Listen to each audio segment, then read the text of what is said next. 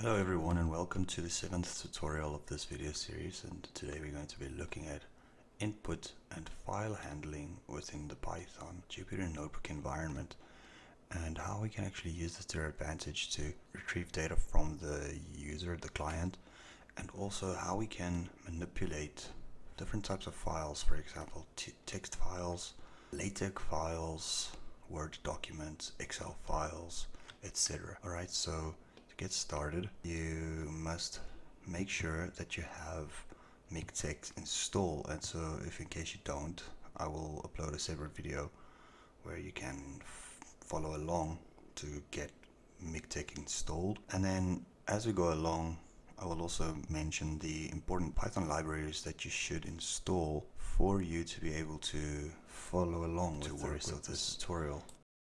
Okay, so before we get started, I just want to show you my file hierarchy for this tutorial, because we are going to be interacting with the directories and folders as well as some of the files within that folder. And so under tutorial 7 you will find that I have the current directory in which I have the Python Jupyter Notebook file tutorial 7. Its parent directory also includes a superdirectory.txt file, which we're going to be accessing and reading from the Python Jupyter Notebook file.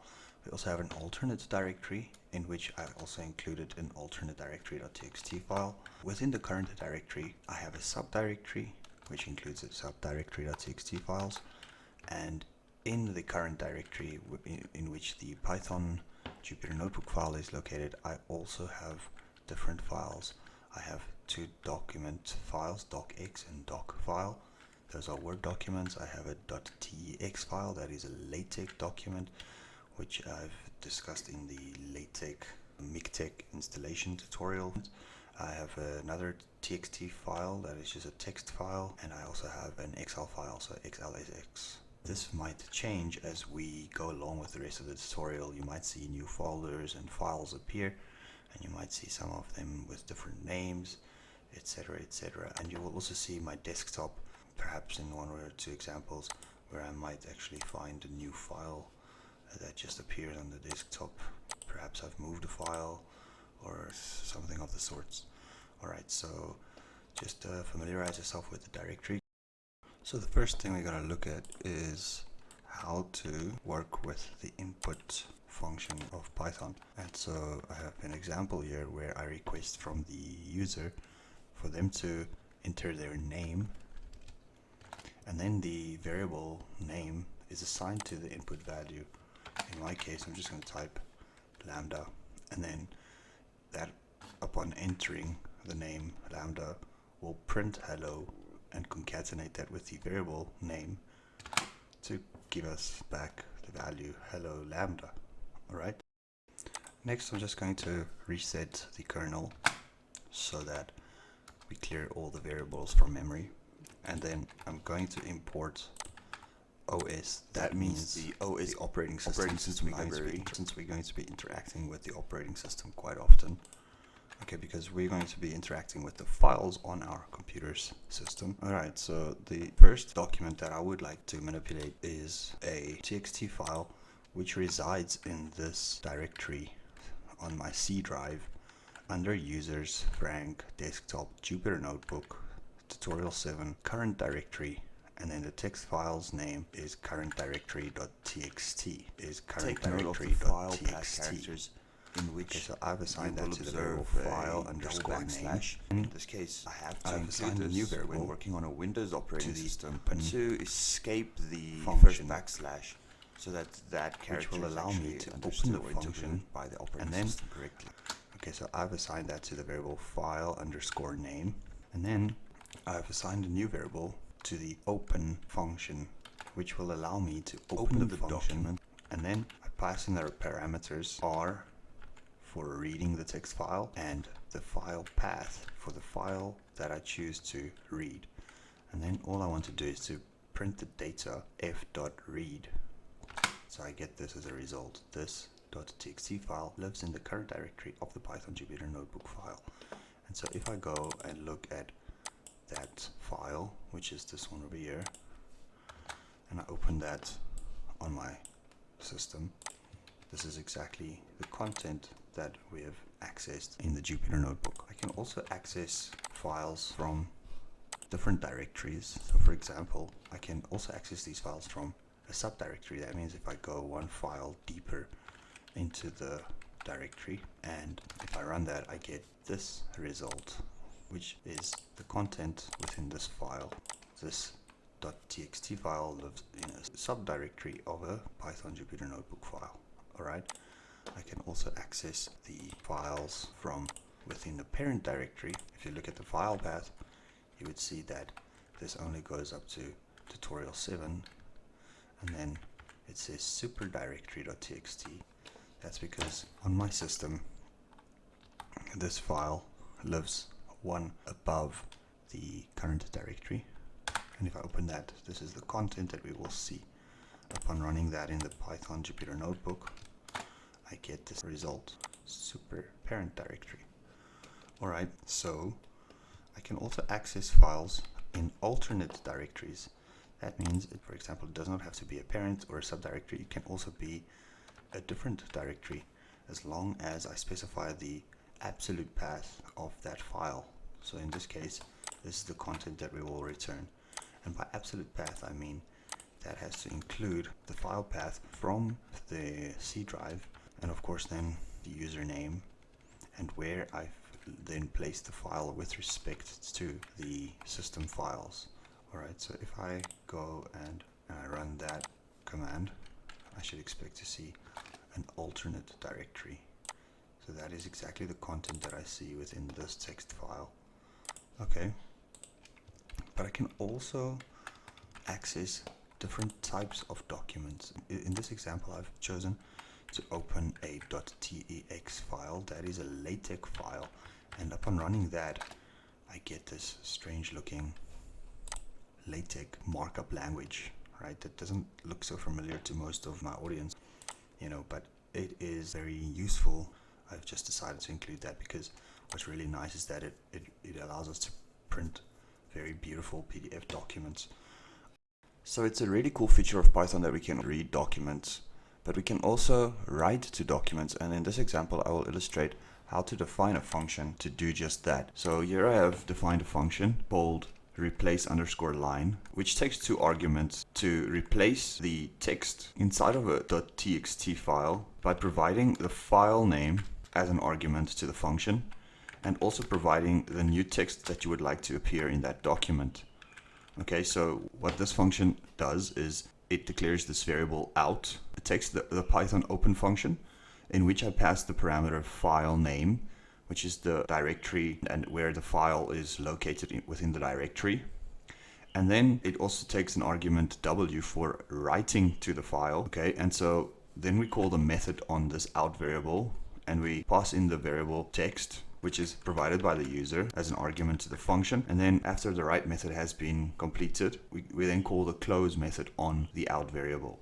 So let's execute this function, but before doing that, let's just inspect what the current directory.txt file contains. And you can see that it says that this .txt file lives inside the current directory.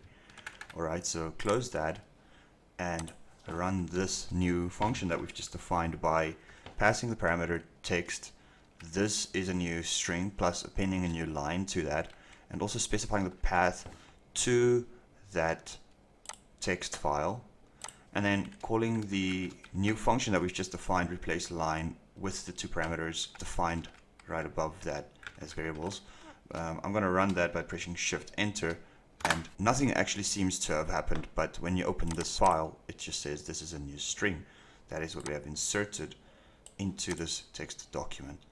So in this next example, we're going to look at how we can write new content over existing content in a TEX file. So for that, I have defined a Python function which I've dubbed the name replace_line, which takes three arguments: file_name, line_number, and text. These are provided by the user. And so file name is going to tell the function which specific file in our directory we are targeting upon passing the argument R. We are telling Python that we would like to read this document, and then I'm going to call the method readLines. Okay, and so then to that lines variable, we're going to pass the argument text, and we're also going to provide it a line number. That means the specific line that we would like to write over. And so the next thing we're going to do is on the open command of the Python function open, we're also going to pass in the file name once again, which means this is the specific file that we are targeting. And this time the argument w to specify that we are no longer reading the file, we now want to write onto the file. And so this is basically built into Python. Basically, we're then going to call the writeLines method on the out variable, and we're going to pass in the lines variable that we've created up here. And then we're going to call the method close on the out variable so that it then closes that document once it's finished writing. And so when I run this command using Shift Enter, it basically just tells Python that we've defined this new function which we're going to be using to write new content to an existing document and completely change the text of that specific line for that specific file. Okay, so to illustrate how this works, let me demonstrate with an example. So to illustrate how to implement this replace line function that we've just defined, I'm just going to open the current directory.tx file and show you that on the third line we have a string of text, \title, curly braces, and in between the curly braces it says document. And I would like to actually run the replace line function which you've defined above, alright, and pass in 3 arguments. The first argument will be the file path to where this document resides, and that is within the tutorial 7 current directory folder. Then I would also want to pass in as argument the line on which I would like to replace the text, and that is on the third line. In this case I'm going to replace \title document.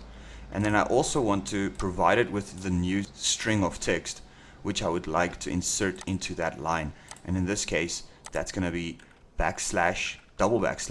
escape the first backslash, and then provide it with a new title called title, and then append a new line to the end of that line in this document. So upon running this, I then get a new title on that line. Alright, and so I can compile this LaTeX document to produce a PDF, and while doing that, let me just drag this over. If I compile this document by pressing this little play button, it will produce 2 new documents in the directory, and it will output the PDF. So what has it produced? It has produced synctech.gz, and it also produced this PDF document with a new title, which no longer says document, it now says title. So I'm just going to close that, because there is another way that we can actually compile the document without having to run it through MikTeX. We're going to actually compile the document in the Jupyter Notebook environment. So for illustration purposes, I'm just going to change the document title back to the original text, and then I'm going to just inspect that document to see that it actually changed back to document, alright, which it has. And then instead of compiling it in MikTeX, we're actually going to compile this using the PDF LaTeX. And so basically it's as simple as providing the file path to that document which we would like to compile. We'll refer to the OS library and we'll call the method system. Inside of the method system, we have to pass in the file name as an argument for it to know where to find this file and where we'd like to compile it using the PDF LaTeX. Alright, so by running that, you will see that it produces a symbol 0, which means that it's actually compiled successfully. If you do get an output of 1, that just means that there's an error, and it will also produce a log file inside of your directory. And within this containing directory, you can also see that it has produced this PDF document, and it also produced this document, current directory.aux. It also produced this log file, and yeah, as I said before, this PDF document. So if we look at this PDF document and the current directory.tx file, you will notice that now the title has changed back to document. Alright, so I've compiled it within the Python Jupyter Notebook environment, but I can also open this document within the Jupyter Notebook environment by calling on the OS library, and in this time referring to the method start file and passing in the file name as an argument to the start file method. And so by running that using Shift Enter, it'll open that document for us. So we don't actually have to go and click here to open the document. In the case that I would have liked to output this file to a different directory. There's many ways in which I can do this. The easiest way in which I can do this is actually to copy the file once I've actually compiled it in the LaTeX code editor or within the Jupyter environment using the PDF LaTeX. I can actually compile this and then copy it to wherever I please. So in this case, I'm going to just copy that file, the output file, the current directory.pdf output file, to my desktop. And so to do that, you really just need to, once again, refer to the OS library, and then using the system method, I will copy a file and then pass in as argument the file name of the document that I would like to copy, as well as the destination of where the file would be copied to. So when I run this, again, it produces this value 0, which means that it successfully copied the document to my preferred directory. So if I just minimize this window, you will see I now have this new file called desktop. So it copied it and it renamed it to a new name. But upon opening that document, we can see it's the exact same document as before. Another way in which I can achieve the same desired results is using the technique that I will output the document directly to a different directory within the PDF LaTeX script that I've over here. So I specify the full path of where to find the file to compile, alright, or I'll just pass in the file name, and then using OS system, I will compile the document, and then I will specify the output directory to my desktop for that specific file, current directory.tx. The only difference in this case is that it will also output the log file, the aux file, and the PDF file to the preferred or specified directory. So here I have the new file that we've just compiled, and yeah, as you can see, it's the exact same document. So how would I go about manipulating Word and Excel documents? And so to be able to do that, we have to install certain Python libraries to do that for us. Well, there's many ways in which to do that, and there are many available libraries in Python to achieve the same result.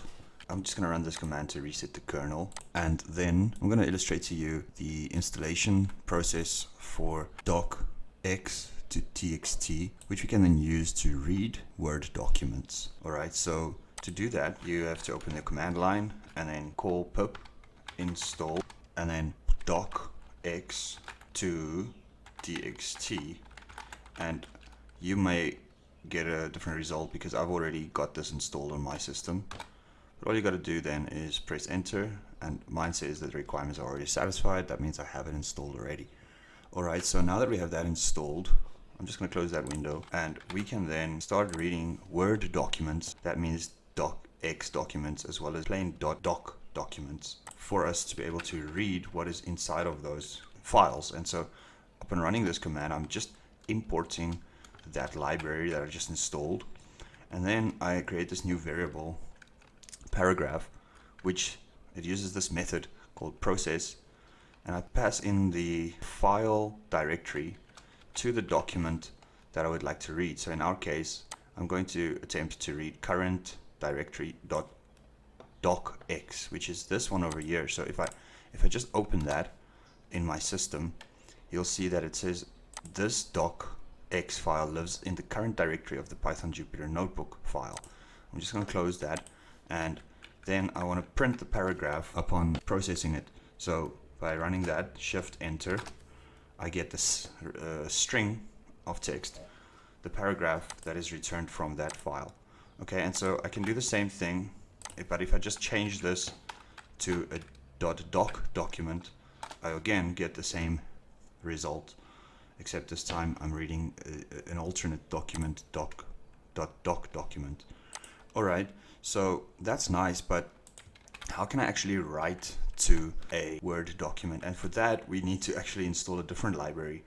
So I would suggest that you stick to one library that could do both. Alright, but if in case you want to follow along with me, I'm just gonna show you the process of installing this library as well, which is done by running the command pip install python-docx. And so once again, I already have it installed, so the requirements are already satisfied. Yours might take a couple of minutes to download and install, but then I'm going to close that. And now this little script that I have over here, basically what's happening is that I'm importing the docx library. So I'm not importing python-docx, I'm just importing docx. And then I also, from that library, I want to specifically import pt. From docx.shared import pt. That means I'm going to be able to define the font size. So for pt for point, I'm assuming. So what I have to do is I'm going to create a document, and you will see upon running this script that this document will appear with a new name as saved at the bottom of this script. It will give it the name document.docx, and that document will appear here in my system.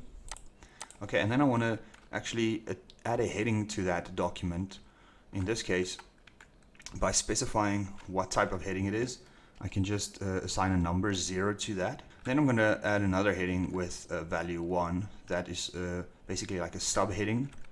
I'm going to then write a paragraph to that document, and then I'm going to change that specific paragraph's font size to 24. The paragraph referred to by its variable name para. Alright, and then I'm going to add another heading with the numeral 3, which just means it's like a subheading. Okay, and then a last paragraph with a normal font, because I haven't actually gone and defined or changed its font in any way. Alright, so then I'm going to save the document, and if you don't save the document, it won't appear on your system. So just make sure that you include this last line that says doc.save.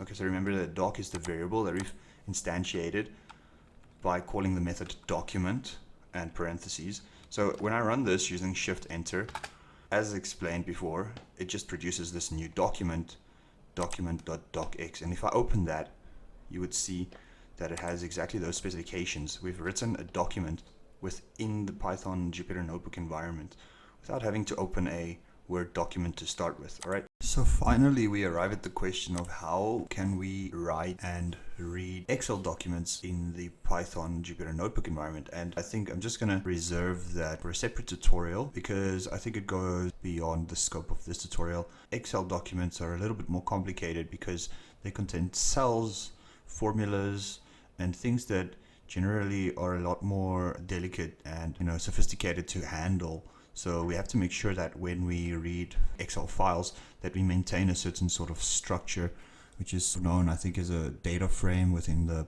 pandas library. We're going to look at how to maintain certain behavior in the Excel document inside of the Jupyter Notebook. Thank you for watching my tutorial. I'll see you in the next one.